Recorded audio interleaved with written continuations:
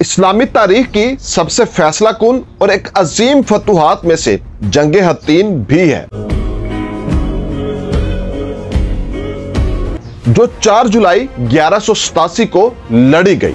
ये वो मार्का था जिसने अमलन सलीबी फौज को मफलूज कर दिया और मुसलमानों के लिए बैतुल मकदस की वापसी की राह हमवार की।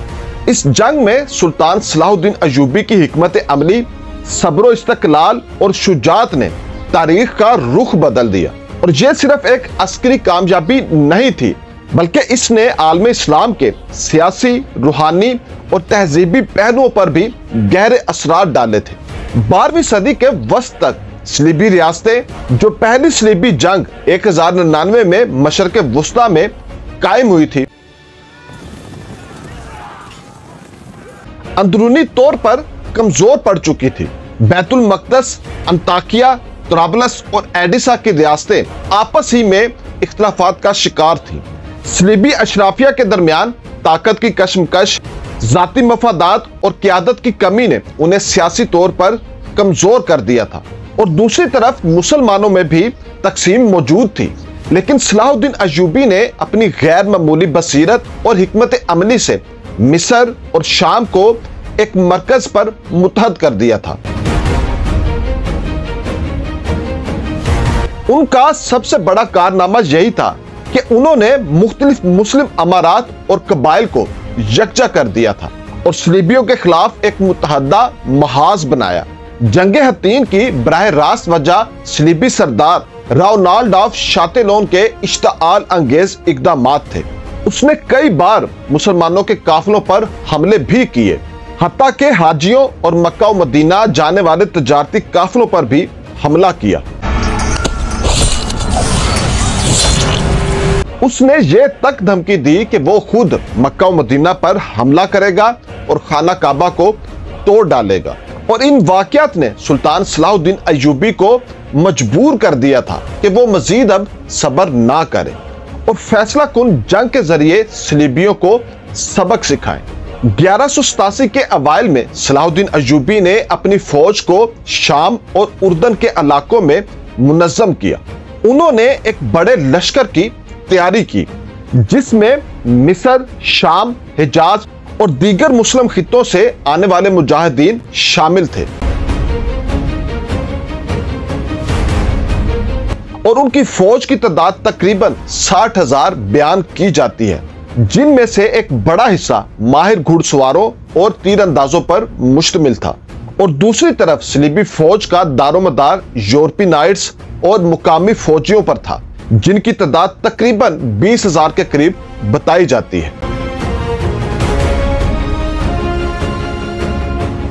सलाहुद्दीन अय्यूबी ने दुश्मनों को एक खुले मैदान में उलझाने की बजाय एक ऐसी हिकमत अमली अपनाई जिससे दुश्मन को मुसलसल थकन और प्यास का सामना करना पड़ा।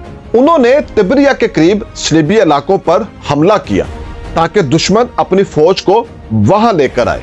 सलीबी बादशाह गाय ऑफ लोसनियान ने अपने अमरा के मशवरे के बरअक्स अपनी पूरी फौज के साथ हरकत की और सलाहुद्दीन अय्यूबी के जाल में फंस गया।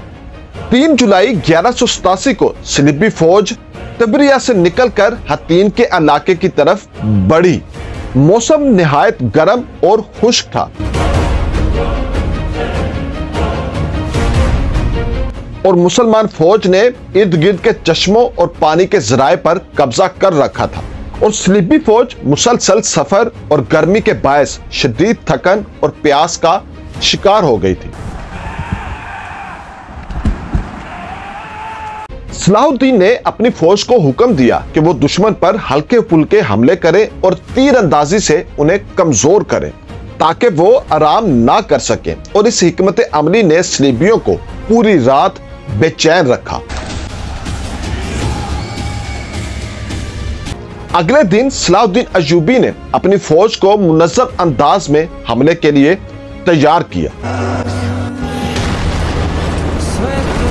सलीबी फौज जो पहले ही आराम और पानी की कमी की वजह से टूट चुकी थी, मुसलमानों की मुनज़्ज़म यलगार का सामना ना कर सकी। मुसलमान तीर अंदाजों ने सलीबियों को चारों तरफ से घेरा डाल लिया।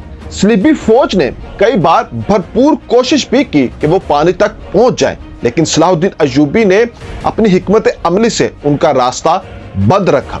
जंग के दौरान सलीबी फौज की सच्ची सलीब ट्रू क्रॉस भी मुसलमानों के कब्जे में आ चुकी थी और वो उनके नजदीक एक मुकद्दस अमानत थी और उसका खो जाना सलीबियों के लिए एक बहुत बड़ा रूहानी धचका था। सलीबी फौज के बेशतर नाइट्स मारे गए या गिरफ्तार हुए। रोनाल्ड ऑफ शातिलोन को कैद किया गया और फिर सलाहुद्दीन अय्यूबी ने खुद उसे जाती तौर पर कत्ल किया क्योंकि उसने मुकद्दस मकामात की तौहीन की थी। बादशाह गाय ऑफ लोजनियान को भी गिरफ्तार किया गया, लेकिन उसको सलाहुद्दीन अय्यूबी ने बख्श दिया और यह जंग कुल 2 दिन पर मुहित रही, 3 और 4 जुलाई 1187। पहले दिन सलीबी फौज मुसलसल हमलों, गर्मी और प्यास की शिद्दत की वजह से कमजोर हुई, जबकि दूसरे ही दिन फैसला कुन लड़ाई की वजह से उनकी शिकस्त यकीनी हो गई। सिर्फ चंद ही सलीबी फौजी किसी तरफ भागने में कामयाब हुए और बाकी सब या तो मारे गए या फिर कैदी बने। जंगे हत्तीन के बाद सलीबी रियासत की ताकत खत्म हो चुकी थी। सलाहुद्दीन ने मौके का फायदा उठाते हुए एक एक करके सलीबी किलों और शहरों पर कब्जा करना शुरू कर दिया। सिर्फ 3 माह के अंदर अंदर तकरीबन बड़े बड़े किले मुसलमानों के कब्जे में आ चुके थे और सबसे बड़ी फतह बैतुल मकदस की थी, जो 2 अक्टूबर 1187 में सलाहुद्दीन के कब्जे में आया। जब मुसलमानों ने बैतुल मकदस को फतह किया तो पूरे यूरोप में हलचल मच गई। यह शहर 88 साल बाद मुसलमानों के हाथ में आया था। सलाहुद्दीन ने अपनी फराख दिली और अदल इंसाफ का मुजाहरा करते हुए आम शहरियों को कत्ले आम से बचाया। ईसाइयों को इजाजत दी गई कि वो फिदिया अदा करके शहर को छोड़ दें और यह मंजर यरूशलेम की पहली सलीबी फतह 1099 के बिल्कुल बरअक्स थी, जब सलीबियों ने हजारों मुसलमानों और यहूदियों को कत्ल किया था। जंगे हत्तीन ने न सिर्फ सलीबियों की अस्करी कुव्वत को खत्म कर दिया, बल्कि मुसलमानों के हौसले भी बुलंद कर दिए। बैतुल मकदस की बाज़याबी ने आलम इस्लाम में इत्तेहाद और खुशी की लहर पैदा कर दी और यूं यूरोप में इस शिकस्त ने तीसरे सलीबी जंग को जन्म दिया, जिसमें रिचर्ड शेरदिल जैसे मशहूर यूरोपी बादशाह मशरक की तरफ निकले, लेकिन उसके बावजूद बैतुल मकदस मुसलमानों के पास ही रहा। जंगे हत्तीन इस्लामी तारीख में एक यादगार मिसाल है कि किस तरह इत्तेहाद, सब्र, हिकमत अमली और ईमानी जज्बा बड़ी से बड़ी ताकत को भी शिकस्त दे सकता है। सलाहुद्दीन अय्यूबी की बसीरत और क़यादत ने न सिर्फ बैतुल मकदस को वापस दिलाया, बल्कि आने वाली नस्लों के लिए ये पैगाम भी छोड़ा कि ईमान और इंसाफ के साथ लड़ने वाले कभी नाकाम नहीं होते।